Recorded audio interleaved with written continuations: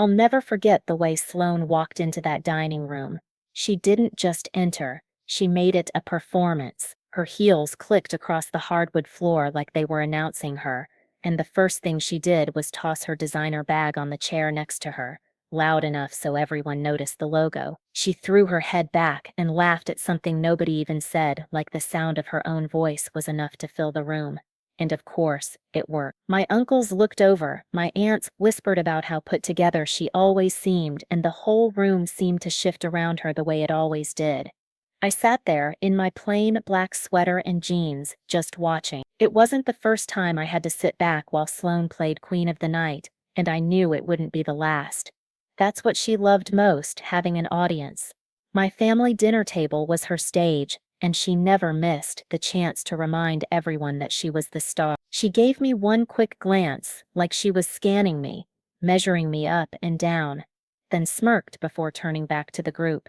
"You wouldn't believe the week I had," she started, her voice just a little too loud. "First, the new office, then the car delivery, and now this dinner. Honestly, I'm exhausted from winning." A couple of cousins laughed. My aunt even clapped her hands lightly, like she was proud. I just kept my head down, spooning potatoes onto my plate, pretending I didn't feel the sting of it. Sloane loved nights like this. She loved it when the family gathered, because she could hold court. She could toss out her little stories, her expensive trips, the clothes, the friends, and the money, and if the spotlight shifted to anyone else for even a second, she'd find some sly way to bring it back. Sometimes she did it with a compliment that wasn't really a compliment. Sometimes she just went straight for the jugular with a joke at someone else's expense. Most of the time, that someone else was me. That night was no different. She leaned across the table, her bracelets clinking together as if they needed attention too. "So, Harper," she said, stretching my name out like she was tasting it, still driving that same little car. "What is it again?" "Oh, right, the one that sounds like it might fall apart any sec." She chuckled before anyone else could. "I swear, you must have the patience of a saint." The table laughed softly. I forced a smile, but my chest tightened. I wanted to say something, anything, but instead I stayed quiet. That's how I always handled it, with silence, but this time was different.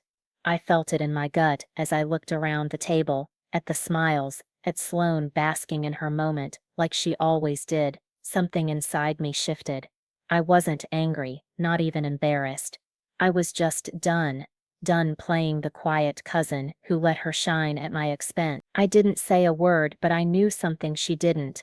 Tonight, I was going to end her little show, and she had no idea what was coming. Growing up, Sloane always had this way of making me feel small. It wasn't just the big, loud things she did, but the little jabs that stuck with me long after everyone else forgot. I remember one winter, we were at a graduation party for one of our cousins. I showed up in this long thrift store coat I was proud of. It was warm, and I'd saved up for weeks just to buy it. The second I walked in, Sloane's eyes locked on me. She laughed and said, "Oh my God, Harper, did someone's grandma give you that? You look like you stole it out of a church closet." The whole group laughed with her. I tried to laugh too, like it didn't matter, but inside it burned. I went home that night and shoved the coat to the back of my closet. I never wore it again. It was always like that with her. At another family gathering, a wedding this time, I was working as a server on the weekends to pay for school. I slipped a $5 tip into the basket for the staff, just to show some support. Sloane saw me do it and couldn't help her. She leaned over and whispered loud enough for others to hear, "Don't give it all away, Harper. You might need that to keep the lights on." She laughed and a couple people joined in, while I pretended I didn't hear, but I did. I heard every word. Sloane had this radar for me, like she was always watching, waiting for a moment to cut me down. If I mentioned my job, she'd call it cute. If I wore something new, she'd ask if it came from the clearance rack. If I said I was saving up for something, she'd smirk and say, "Good luck with that." It was constant, this slow drip of reminders that she thought she was above me. But here's the truth no one saw. While she was busy mocking, I was working. Nights, weekends, early mornings, I hustled. I picked up shifts, I freelanced, I taught myself skills that nobody even knew I had. I wasn't flashy and I didn't brag, but I was building something quietly, brick by brick. Every joke she made just pushed me hard. Every time she called me broke or cheap, I added one more reason to my list of why I'd prove her wrong. The thing about Sloane is that she believed her own act. She thought money made her untouchable. She thought the family saw her as this shining example of success. Maybe they did, but what they didn't see was how much it cost me to bite my tongue. How many nights I went home replaying her words over and over, promising myself that one day I wouldn't just sit there and take it. One day she'd choke on her own arrogance, and sitting at that dinner table, watching her hold court like always, I knew that day was finally here. Dinner that night felt heavy, even before Sloane opened her mouth. The table was set perfectly, candles lit, dishes steaming, everyone dressed up just enough to make it feel like an event. The kind of night where you're supposed to feel warm and close as a family. But I knew better. I knew Sloane would turn it into her show sooner or later. She was already louder than anyone else, throwing her arms around while telling some story about her new office space. Corner windows, she bragged, flicking her wrist so the bracelets clinked together. Because honestly, what's the point of working if you don't have a view?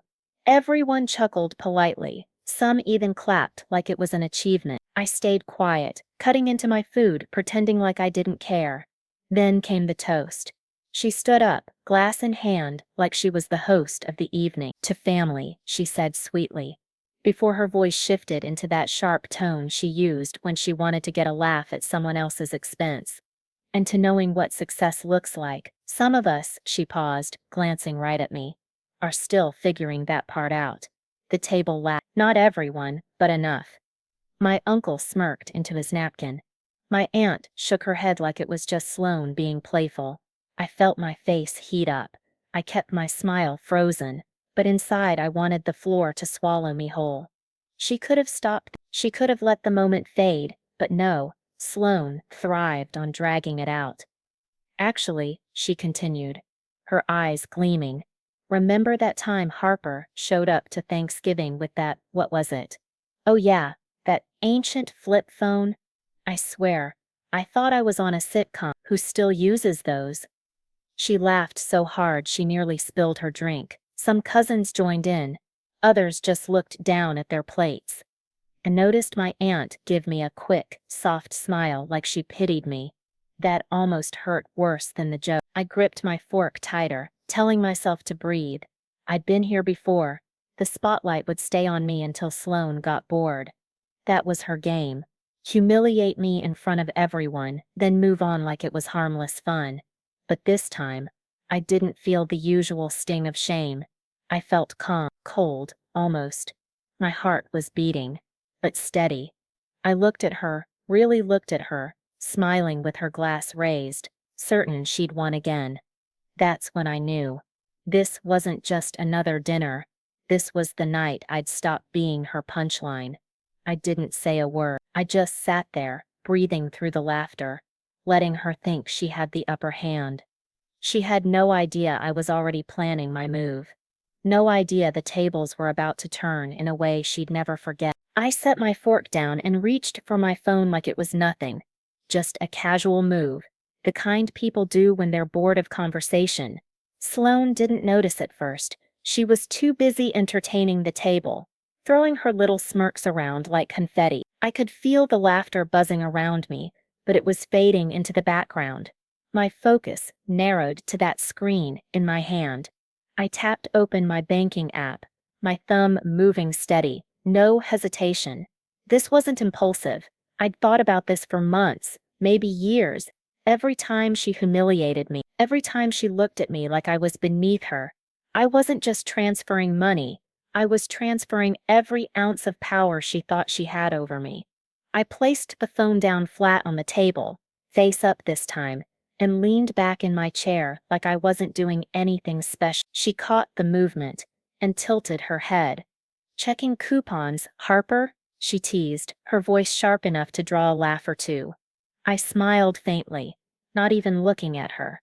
My fingers typed in the numbers, the account details I'd kept saved for this very moment. She thought she was clever, but she had no idea how ready I'd been for tonight. The table chatter grew louder again, and I almost wanted to laugh myself. Here she was, bragging about her new office chair, while I was queuing up something she'd never forget. I typed in the amount $50,000. My thumb hovered over the send button for just a second. I didn't feel fear. I didn't feel doubt. Just a strange calm, like the air right before a storm. I added a short message to the transfer. Nothing cruel, nothing long, just a few words that I knew would land harder than any insult she'd ever thrown my way. Then, while she was in the middle of a story about her latest shopping trip, I pressed send. The phone buzzed gently against the wood, but I didn't read. I took a sip of water, eyes steady on the candle flame in front of me. Nobody else noticed yet. It was like I was holding a secret the whole room would soon see.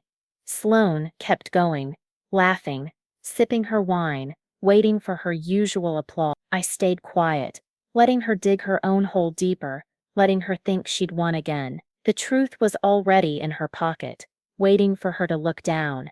That moment, those seconds of waiting, I felt more alive than I had in years. My chest didn't feel heavy anymore. My hands didn't shake. For once, I wasn't the cousin sitting there swallowing insults. I was in control. I didn't need to raise my voice. I didn't need to argue or defend myself. I had already spoken, and my words weren't made of. They were sitting inside her bank account, glowing on her screen, about to turn her entire world upside down. The first buzz went off, and Sloane barely noticed. She glanced at her phone like it was just another notification, probably another friend tagging her in something. But then her eyes narrowed. She leaned in, tapped the screen, and for the first time that night, her smile froze. I watched her face carefully. At first it was confusion, her brows furrowed, lips parted, trying to process what she was seeing. Then her eyes darted back and forth across the screen, reading the numbers again to make sure they were real. 50,000. And the message right beneath it, plain as day. Her hand tightened around her wine glass, but she didn't take a sip. She just stared, like the world around her had suddenly gone quiet. The table didn't notice at first. They were still eating, still talking, but then someone caught the shift in her expression. "You okay, Sloane?" my uncle asked. She didn't answer. She just kept staring, her skin paling a little, like the blood had drained from her face. "What is it?" another cousin asked, leaning in to peek at her phone. That's when it happened. The whisper. "Oh my God," the cousin muttered.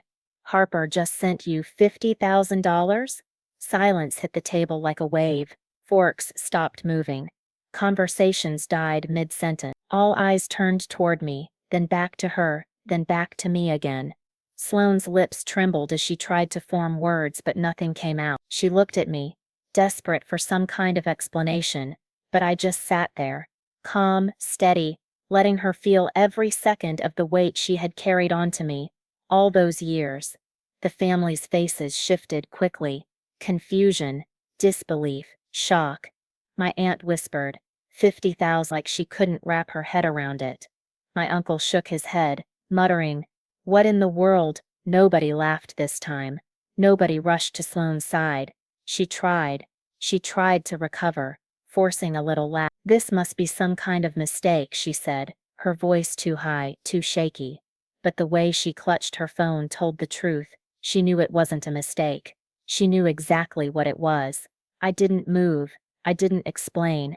I didn't need to. The message on her screen said everything I'd wanted to say for years, and she had no clever comeback, no cruel joke that could erase it.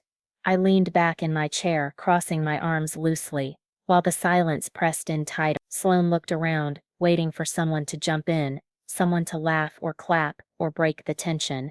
But nobody did. They were all staring at her, waiting for her next move.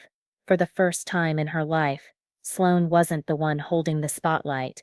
She was trapped in, and I just sat there, calm as ever, watching her squirm. The silence stretched longer than I thought it would. Nobody was laughing anymore. Nobody was clapping for Sloane's stories. The only sound was the faint clink of her bracelet as she shifted in her seat, trying to regain control of the room. But it was gone. Completely gone. She cleared her throat and forced a smile, but it looked cracked. Well, I guess Harper wanted to, help me out, she stammered. She held up her phone like she was proud, but her hand was trembling. That's what family's for, right? The room didn't buy it. My uncle leaned back in his chair, shaking his head slowly, eyes fixed on her. My aunt whispered something to my cousin, and they both frowned. The admiration that usually floated around Sloane had shifted. It was gone, replaced with something else.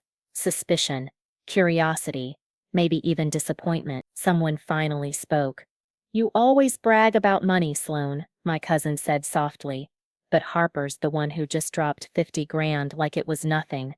The words hung in the air like smoke, and Sloane's smile collapsed. Her eyes darted back to me, pleading almost, like she needed me to explain, to save her. But I didn't move. I didn't say a word. I just kept that calm look on my face, the one she couldn't stand. For years she had humiliated me with her voice. Tonight, I was dismantling her, with my silence. A few family members gave me small nods, almost like respect. Others looked uncomfortable, unsure what to do with the sudden shift. But nobody looked at Sloane the same way they had an hour ago. She wasn't untouchable anymore. She wasn't the star. She was just exposed, sitting under the weight of her own arrogance, and there was nothing she could do to claw her way back. I pushed my chair back slowly, the scrape of wood against the floor echoing in the quiet room. I stood, pulled on my coat, and slung my bag over my shoulder. Still, I said nothing. I didn't need to. Every step I took said more than words ever could. Sloane tried one last time. Harper, wait, she said, her voice breaking. But I didn't turn around. I didn't give her that satisfaction. I just walked, steady and sure, past the candles, past the stunned faces, straight out the door. The cool night air hit me like a release. For the first time in years, my chest felt light. I didn't feel like the quiet cousin anymore, the one who took the hits and smiled through them. I felt like myself. Behind me, I knew the family was still staring at her, whispering, questioning, replaying every cruel joke she had ever made. And for once, she was the one sitting in silence, choking on it. I walked away without looking back, and I didn't need to. I already knew her reign was over. Thanks for listening to my story. If you enjoyed it, make sure to subscribe, like, and share it. Helps me keep bringing you more. And I'd love to hear from you too. Share your own stories in the comments, because this space is for all of us. Stay connected for more stories of revenge, drama, and life lessons. Until next time, take